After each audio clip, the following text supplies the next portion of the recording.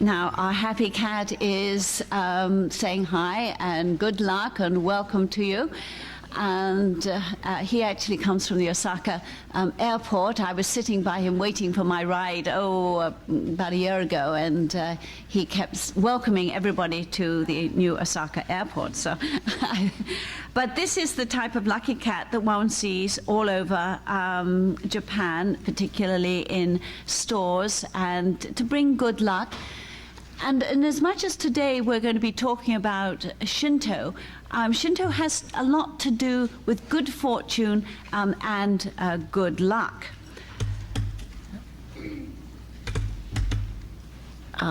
Okay.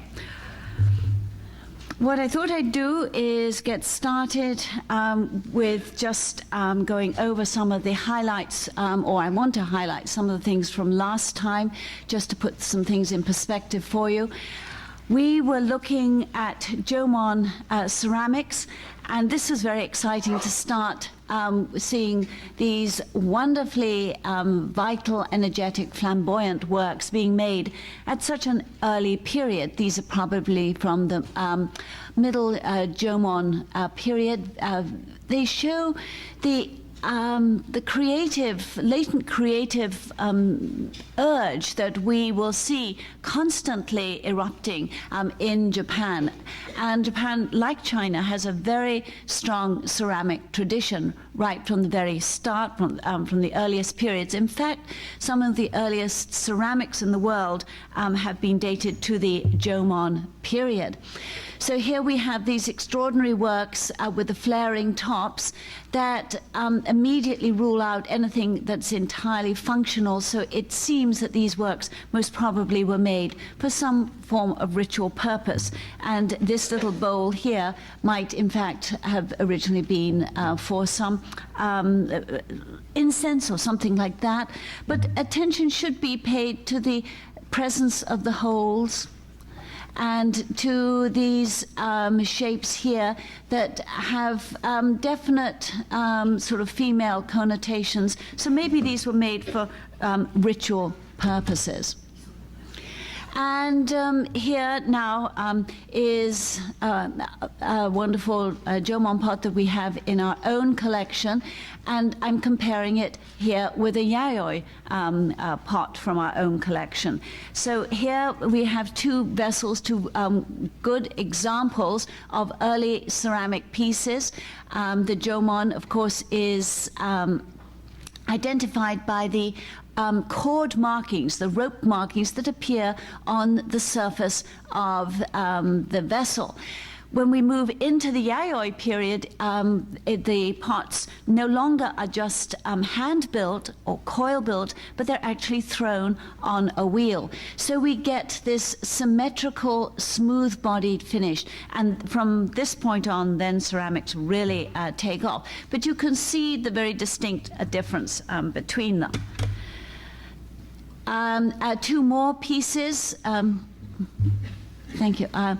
Another piece from the Jomon period on the left, and a vessel from the yayoi from our own collection here on the right. This is a stemmed vessel.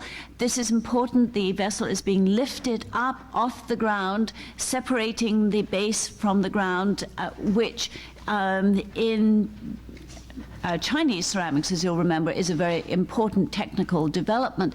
It may have been used as a drinking goblet, again for ceremonial purposes. Also, it has a light glaze on it, and the Jomon pots were not glazed. So once one starts glazing pots, they're more practical because they can hold liquids without them seeping through.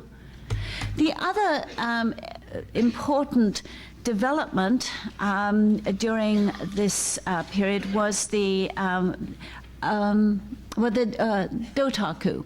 These are distinctive bells, percussion bells that would be struck on the outside. But the elegance of these are quite different from anything found on the mainland. I particularly love the the reliefs that were worked on the outsides here, this marvelous wave pattern, a water pattern, water, of course, being so important to life, but also a reality. Water is everywhere in Japan. And the presence of this triangular pattern, which we see in all the, or most of the early works.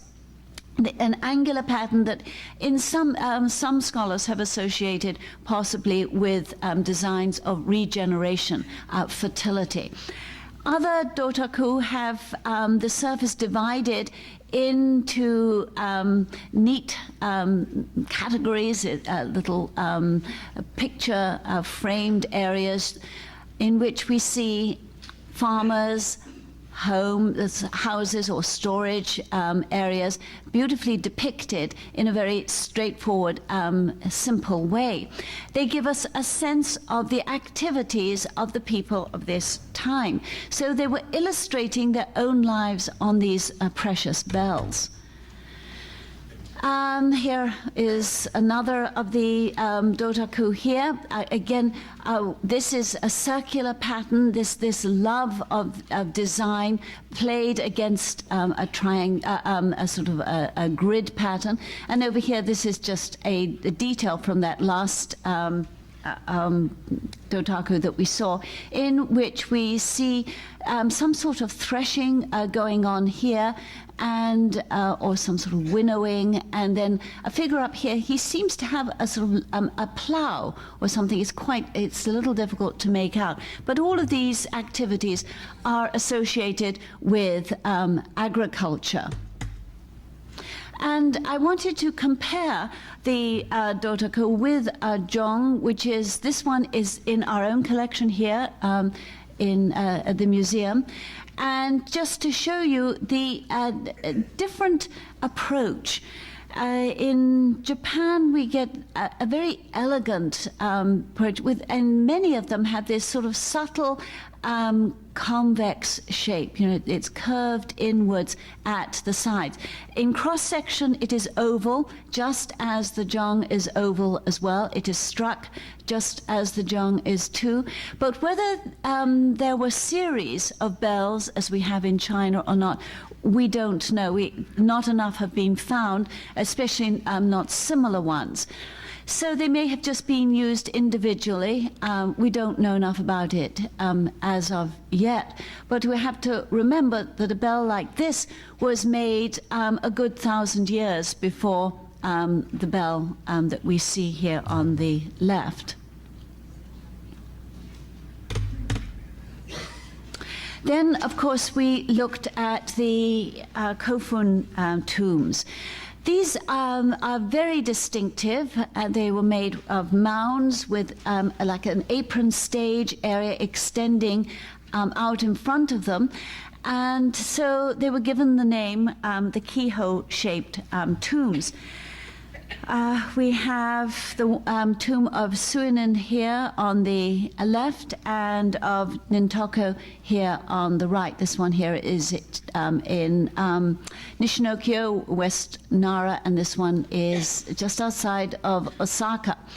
Now, these tombs are reflective of many tombs that were constructed during the Kofun period, which in fact does mean tomb period. And if you'll remember, the most exciting thing about these tombs were the extraordinary haniwa, or rings of clay that were found circulating them. Now, this is actually like an X-ray of one of the tombs, in which we see the rounded tumulus and then the sort of extension in the front. This may have been used for rituals, dance, music performances at the time of burial, and then were covered up. Now, the haniwa were placed right along the periphery, like you can see around here, and then on the interior levels, and then several or many were piled up on the top, and usually with houses and storage structures on the very top. So the home for the soul was placed at the top area. Now, what did they look like? If you'll remember, these are the haniwa. And this is a very good example. In fact, it's standing on a ring of clay. Most of them stood on one single one, or sometimes when they had two legs, there might be two cylinders that went down directly into the earth. The haniwa, again, show us or give us sort of an idea about life. These appear to be, well, a man, and it's hard to tell. I'd like to say it's a woman, but it's not obvious that it is. Most of the haniwa have open eyes and a hollow interior, and this has been interpreted as being so that they are receptive to the kami, or receptive to the spirit or the soul. It also may have grown out of entirely practical purposes to allow the heat to escape during the firing process. So utility function often goes sort of hand in hand with sort of a later sort of imposition of meaning. Anyway, here we have, it appears to be a farmer. He's got some sort of, it could be a scythe, or it may be even a sword. He seems to be rather an important person, wearing a hat and large earrings, and he's wearing elaborate clothes. Gives us some idea of the style of clothing. The fact that he has been represented this way indicates his status. This figure who is seated has a skirt that is either this is a skirt or it's the end of the stool that it's sitting on. But I draw your attention to the ubiquitous triangular design that sort of crops up everywhere. And here is another farmer wearing his breeches or trousers with a scythe hanging from his belt. And he's got this sort of quite happy experience. And I'm comparing it now to a dogu. Now, these, of course, come from the Jomon period. And so these preceded the haniwa by many hundreds of years. They're much smaller, at least the ones that have survived are, and they're really quite different. We discussed what the meaning of the designs were. Perhaps they were tattooed, perhaps they're clothing. They are there, or the designs are there because again, it's indicating some sort of status, perhaps that of a shaman who was covering his or her body in order to disguise the body in their exercises whereby they acted as mediums. Now, I wanted to show you a couple more of these dogu. They really are quite endearing pieces. They are all very small. In fact, you can tell how small because you can see the weave of the base that this one is standing on. After I had shown these last week, Dr. Howard Mitchell came up to me and suggested several medical conditions that might be at play here.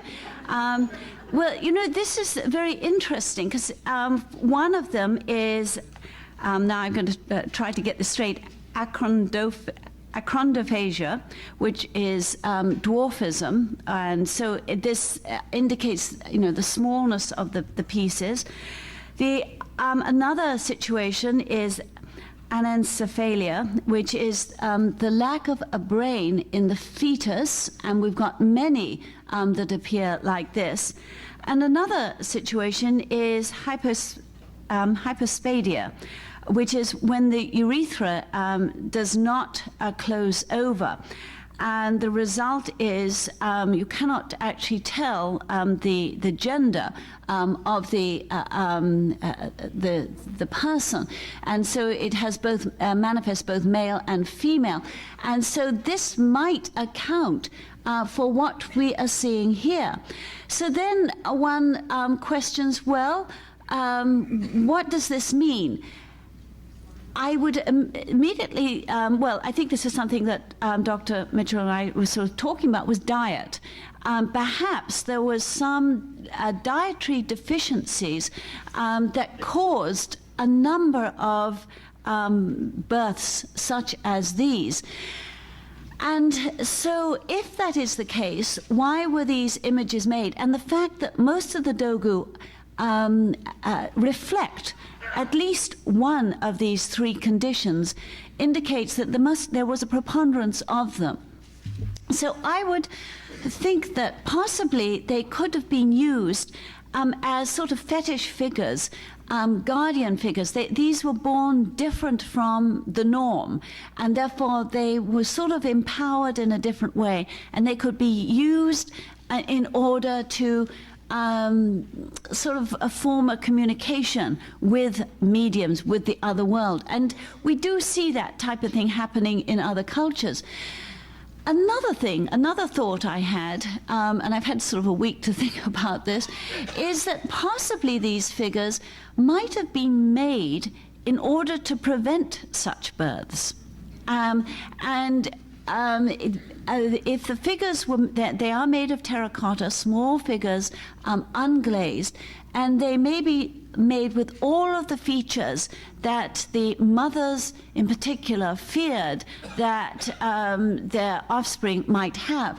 So they would be made and then offered as an appeasement to the deities, that they would have healthy children.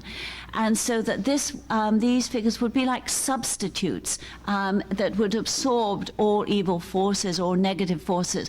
And so the result would be hopefully to ensure a healthy birth. So these are just sort of some ideas, and I think it might be sort of interesting to discuss them with some other scholars.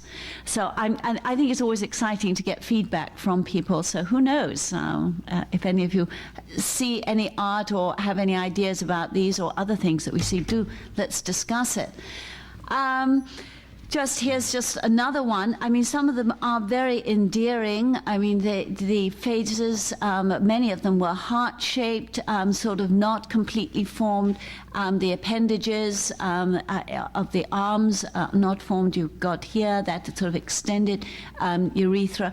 So questions coming up. But anyway, I'm comparing it here to the haniwa that we have in our own collection, which is quite delightful. Now, it has the holes in it. These holes, it's been suggested, might have been for a sacred rope to be passed through in order to fence off the sacred area, the interior area of the tomb from the outer area. Also, the body originally was painted, so these would have been quite resplendent when they were first made.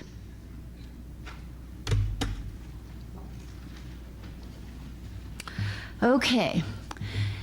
Now, all of this is leading us up to a discussion of the sort of indigenous world that pre-existed the introduction of other ways of thought, which we're going to be picking up later on. So I don't even really want to talk about them or mention them at this point.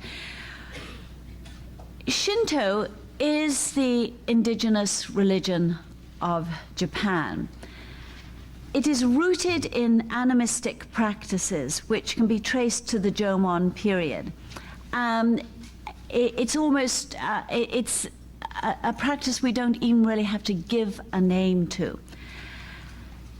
Its major ceremonies were motivated by the agricultural needs of the people that became more important after rice culture was introduced during the yayoi period. So from the yayoi onwards, which is the period around 300 BC, 300 AD, from this time on, then we begin to see a proliferation of rituals celebrating life, celebrating fertility. Prayers are offered for good crops in the spring, and thanks are given for harvests in the fall. Autumn feasts become the celebration of the good of a bountiful crop, just like our own Thanksgiving, which is just about to occur. And it's a time when we have essentially a union of the male forces of the heavens and the female forces of the earth. The spirits of Shinto are kami, K-A-M-I. And it doesn't really mean God or divinity. It means upper or superior. There are thousands of them. They inhabit the sky, the earth, the rocks, the water, the trees, even animals. As might be expected in a religion that's so concerned with powers of nature, most of its observances have to do with growth and anti-growth, growth and decay. Growth is good, therefore decay is bad. Life is desirable, therefore death is to be feared. So we find on the one hand prayers and thanksgivings for harvest, but on the other hand severe rituals to guard against or to wash away the pollution of sickness, death, and defilement. Traditionally, the religion of Yamato was a form of sun worship, and everywhere in the legendary narrative can be found traces of a solar myth. And we talked last time about Amaterasu no Omikami, whom we see here, who is the resplendent sun goddess, who is believed to be the ancestress of the royal or imperial line. In fact, the words hiko and hime for prince and princess mean literally sun child, so sun prince and sun princess. And the ancient term for the imperial lineage is Amatsuihi Tsugi, which means heavenly sun accession. The imperial regalia is a mirror, which you see her holding here, a sword, and the jewel. The mirror is said to reflect the sun, and the moon was the jewel, and the sword is lightning. It's the lightning flash. And according to one of the imperial descent legends, their original ancestor descended from the sun goddess. And at the start of the legend, which takes place in the high palaces of the heavens, this is way up in the ether, the solar symbol is the sun spear or the hiboko. For earthly activities, the change was made to a mirror, which was formalized when the sun goddess gave one to her progeny, saying, "When you look upon this mirror, let it be as if you're looking upon me." So the mirror became the earthly personification, or the earthly sort of representation, the icon of Amaterasu. Eventually, Emperor Sujin felt that the mirror's presence in his palace was causing too much discomfort. He ruled around 219 to 249 AD. And so he enshrined it at Kasanui in Nara Prefecture. Later, Emperor Sunin, who ruled from 249 to around 280 AD, moved it further away to Ise, where a shrine was built to house it. Now, this indicates that its presence was felt to be too powerful to be within the domestic area. It needed to be apart from, because the domestic area also is too polluting. So here we have the removal of the sacred regalia to areas that will be tabooed and will be protected. And I'm going to talk to you at length about Ise after the break. The first stage of sun symbolism is probably, therefore, to be tied to the yayoi use of ceremonial bronze spears, which were found to be concentrated in the island of Kyushu. A later stage was associated with the tomb period, or the Kofun period, where we find many mirrors. So both spears and mirrors were actually given as gifts and received as tributary gifts. These images, or these mirrors and swords, then that were found first in the yayoi period, then in the Kofun, for the most part were gifts given from Koreans to Japanese chiefs, all of which, or most of which, had a Chinese origin. So they were gifts from outside, and that actually gave them a certain significance and a certain power.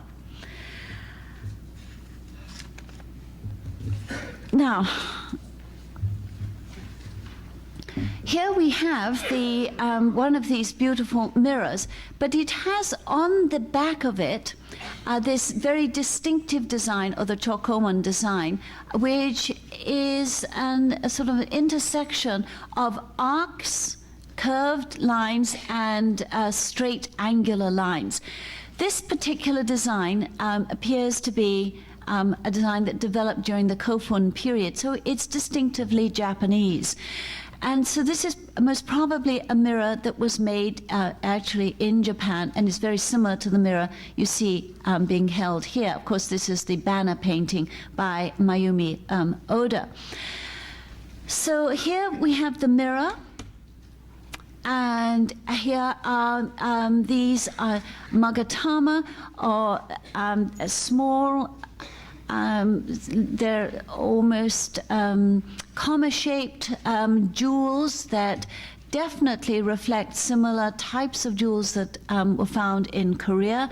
So again, the reference is probably originally from Korea. They're made out of jade and jasper and other semi-precious stones. And again, you can see how it is worn. And then the sword. The sword also makes its appearance during the yayoi period. This is actually a later Heian sword.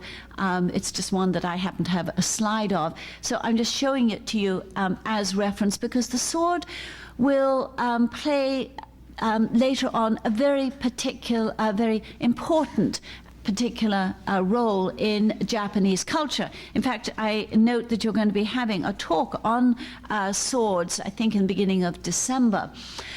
That actually sort of is beyond the purview of where we're at right now, but the sword was seen to be one of the regalia and to represent the lightning bolt.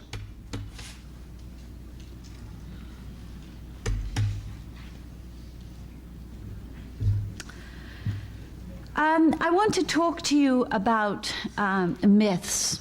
On the left, we have, of course, Mount Fuji, and on the right, we have Itsunagi and Itsunami. These are the married or the wedding rocks that occur just off the coast of Ise, Futamigauru. And you can see that they are tied together with a shimenawa, or a rice straw rope. This is one of these sacred ropes, and there's a small torii gate on the top. Fuji is the most important mountain in Japan. It's where the most sacred kami reside. For most of the year, the snow is on the top of it. It is a volcano. As you can see, it's got a very distinctive triangular volcanic shape to it.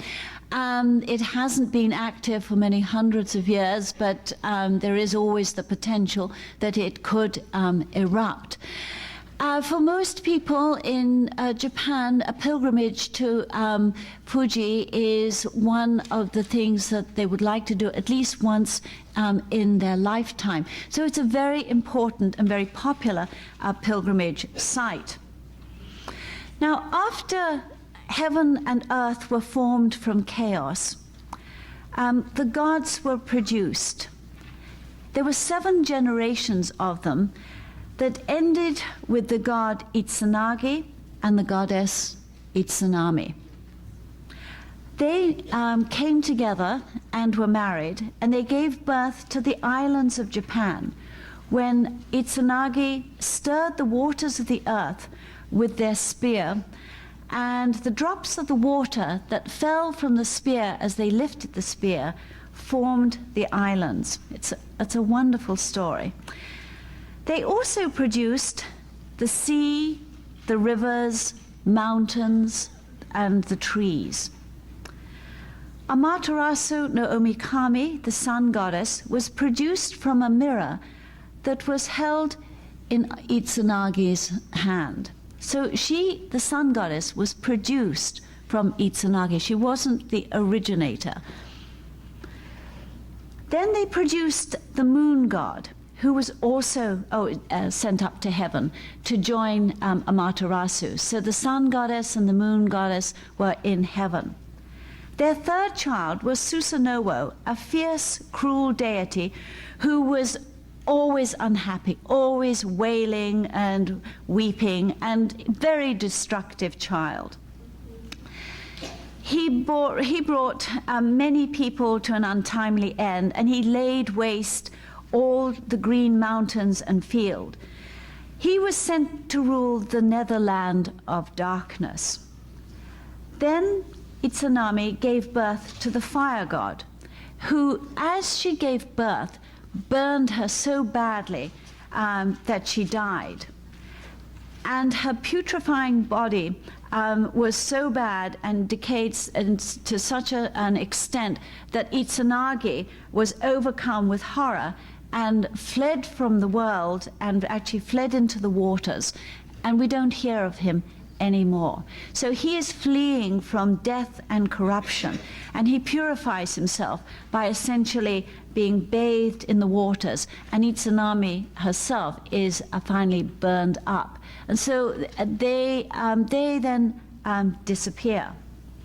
Susanoo, however, is still around. Before retiring to the netherworld, he ascended to heaven to take leave of his sister, the sun goddess. His conduct was rough and unseemly. He insulted her by breaking down the divisions between her rice fields. So this is definitely a political situation that is occurring. He also fouled the hall where she was celebrating a festival by flaying a piebald pony, that's skinning it, and then throwing the skin through the ceiling of her palace. So this was polluting not only her fields, but also her domestic environment. And he flung it through a hole in the roof of the palace, and as it went through the hole in the palace, it landed in the room where Amaterasu was seated, weaving garments for the gods.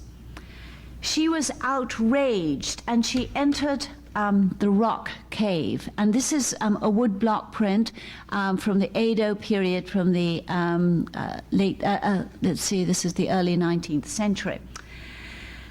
The heavenly deities of the heavens tried to persuade her to come out of this cave, but to no avail. They tried everything. They implored her. Finally, they went to the dread female of heaven, and she kindled a fire and started to dance around it. And she performed a very lewd dance and started to sing sort of very erotic, sensual songs, and then started to perform rather lewd acts. Again, we can tie this into fertility rituals, some of which are still being performed in many of the villages in Japan. Anyway, her performance was so hilarious that the gods started roaring with laughter. And as they did so, the Amaterasu was curious, and she rolled back the rock just a crack. And as she did so, the rays of her brilliance came out. And so this is where you see this sort of shamanistic, dread female of the heavens performing her dance, and Amaterasu comes out, and as she does, the cock begins to crow to herald the beginning of a new day, and essentially a new beginning. So this is what we see illustrated here. The gods at this point banished Susanoo to the land of darkness. However, he didn't go directly to the netherworld. There's always one more thing. But he crossed the seas, and of course, where did he go to but Korea, where he dwelt for a time and then returned to the province of Izumo, where he left many offspring before finally descending to the land of darkness. Onomochi, or Okuninoshi, who is the great kami of Izumo, is the strongest and the bravest of Susanoo's sons, who ruled the earth.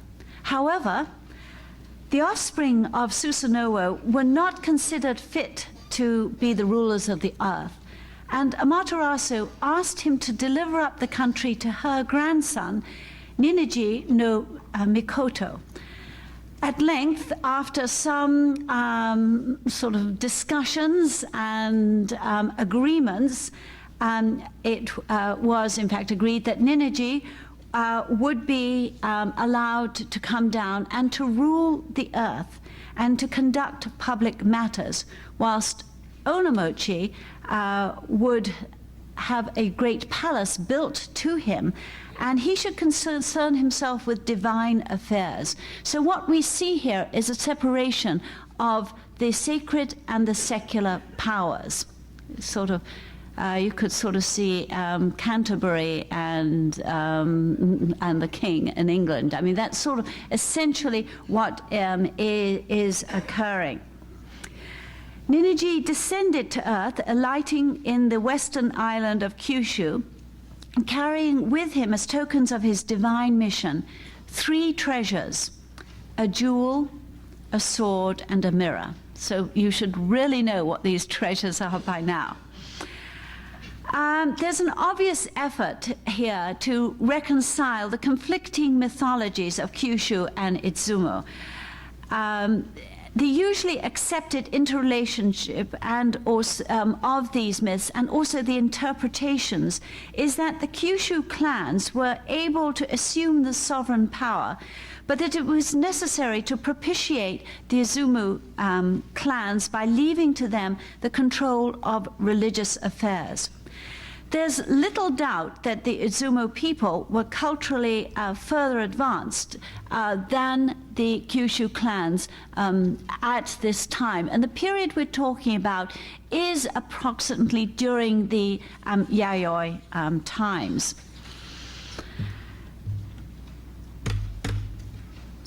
So, with Shinto, we have these exercises, these rites, that have to do with the celebration of life. Essentially, they are rites of purification. They have to do with exorcising, with cleansing, and also with abstention or avoidance. In many of these rites, what we celebrate, or what we see celebrated today, are the matsuri, or the local shrine festivals. And here are 2 festivals that are taking place in Kyoto. And you can see portable shrines here. These are 2 different celebrations taking place. And these are the mikoshi, or the portable shrines. And in some of them, there's a lot of sort of community spirit that is involved. And it's rather like, in a way, the Rose Bowl parade, where different groups, in fact, get together and build wonderful portable shrines. and then they parade them through the streets. And there's a competitive sort of element, particularly between neighborhoods, and very often these are supported by merchants. You'll have the rice merchants, the sake merchants, textile merchants, but you also have neighborhoods as well. And there are parades of these wonderful floats or mikoshi down through the streets. But before they can get to the main streets, they have to go through the narrow streets. And there's a certain competitiveness about who gets through first. And there are some wonderful descriptions of these actually in the Tale of Genji, and you'll be reading some of that when next term when we get to looking at the paintings of Genji. So these are the celebrations. These are the Shinto celebrations that are taking place constantly throughout the year. Each city has its own celebration. Each village, each area have their own celebrations. And they're very important because they're bonding experiences. They bring the community together. Usually young men wearing traditional sort of costumes take part in actually pulling the floats. It reminds me rather of the puri, orison floats that one sees in India. But in India, it seems there's more of a heavier religious connotation than there really is here. And in this one, you can see here's an oxen pulling this very beautiful float which has wisteria hanging from it, and we see the Shinto priests and then the sort of young women on either side. The center of Shinto worship is the shrine, the Shinto shrine. And usually when we are talking about Japanese art, we can the shrine usually will reference Shinto, and a temple will usually reference a Buddhist institution. So temple and shrine just are in us with our English language, it's a way of distinguishing between them. The shrines are indicated by wonderful torii gates. These are large gates that are made very simply by two uprights. Usually the uprights are slightly slanted in and held together by a crossbar at the top, sometimes with a single vertical, sometimes there are two or even three, and sometimes there are none in between. It just sort of depends. But the important thing is there are two verticals and there are two horizontal members to the torii gates. Often there are multiple torii gates, and in important areas, such as this is at the Kashihara Jiju shrine, Jinju shrine here, and this one here is at Yamanobe no Michi, which is sort of south of Nara. So both of these are in the Nara Peninsula. And so these are heralding the sort of the entrance to the main shrine. This is during the New Year's celebration, so everybody is sort of crowding towards the entrance. This is a wonderful cinnabar-colored shrine in Kyoto that is indicating the entrance into the Heian shrine in the back here. And it straddles a very important, busy road.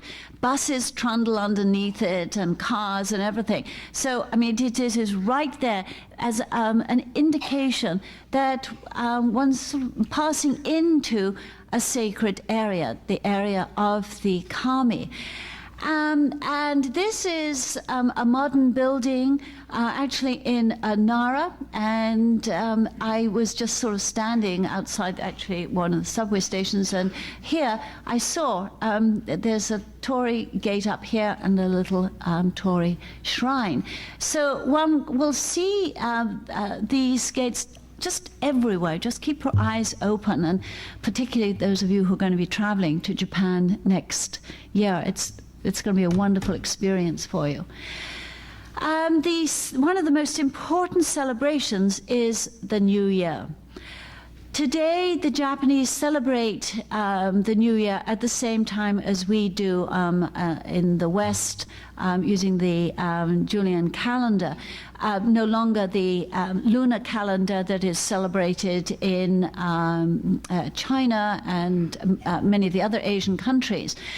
So this is one of the most important times of the year, where everything in busy Japan literally comes to a standstill for virtually 8 days, I think it is. I mean, everything closes down, where everyone goes to the temples.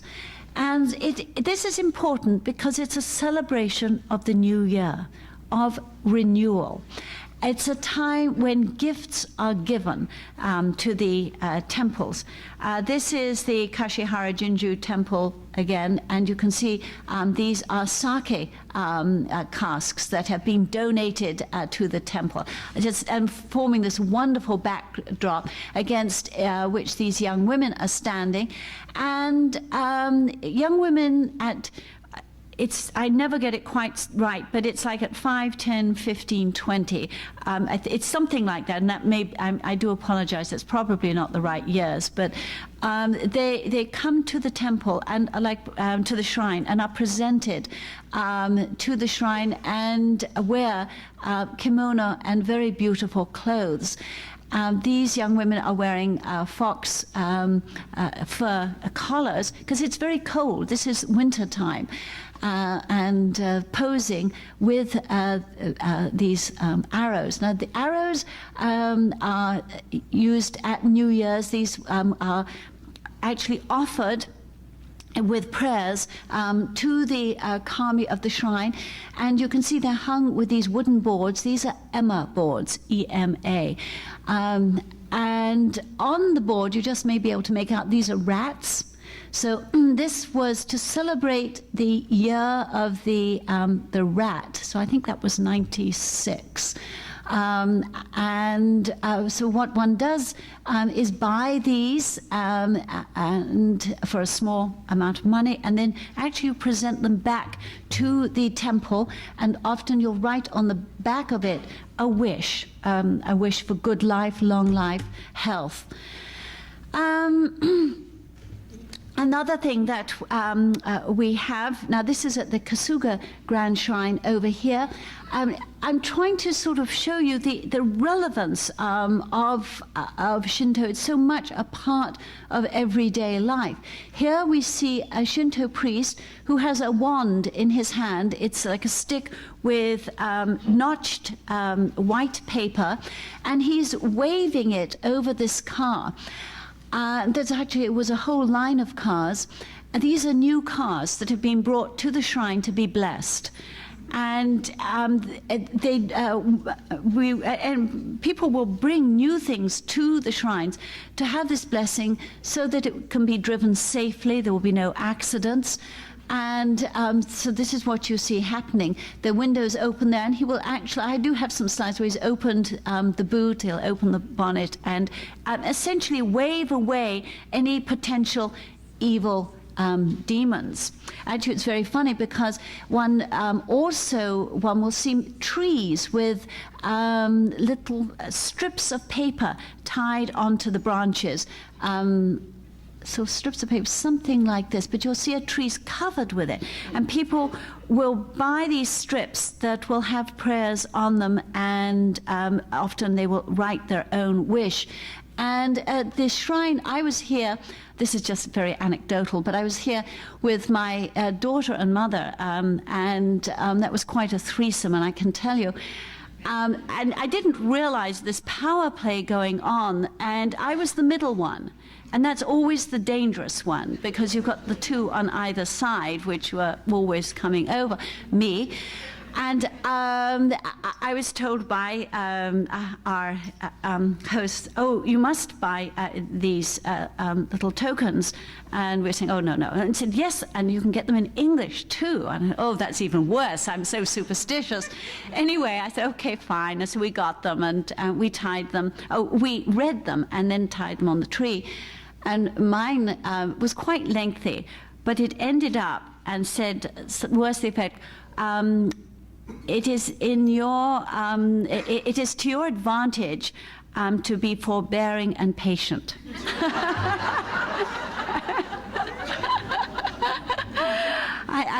It was so funny. It was so apt, and so everybody wanted to know what mine said, and I never told them that. You know, I read because my patience was very thin at that point.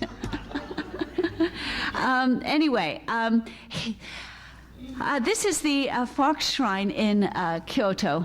Foxes are very important. They are like the will-o'-the-wisp. They appear as ghosts, and they have a certain sort of essence and energy occurring at inopportune times, and so they must be appeased. Very often the fox will have assumed the spirit of particularly a woman who has been killed in a sort of an outrageous or violent way, and so there's something sort of edgy about foxes. And there's this wonderful fox shrine that is near the Imperial Palace in Kyoto. As you see, the shrine itself, it's actually surrounded by torii gates and shimanawa. These are the rice straw ropes being hung from it. Inside is a rock. And here you see it's encircled by these wonderful rice straw ropes, and hung with these cut paper pieces and some leaves from a tree. So this indicates that this is a very special rock. This rock holds within it the spirit of the kami of this area. So people will come to the rock and will make prayers to the rock because it has an empowering influence. Trees are also very sacred, and this is actually from the same shrine. And you can see this tree is surrounded by a fence, and then it has hung around it a rope as before, and the cut paper, as you see here. So this is a way of appeasing the kami within the tree. And it's the type of thing, again, that one will sort of see everywhere. The kami are everywhere, and they must be acknowledged. They must be listened to. If they are ignored, then that's when havoc is wreaked, and that's where real problems occur. So the presence of the kami are everywhere, especially in trees and stones and mountains and rocks. And we're going to take a very short break now, and we're going to see the manifestation of the kami at Ise and Itsumo.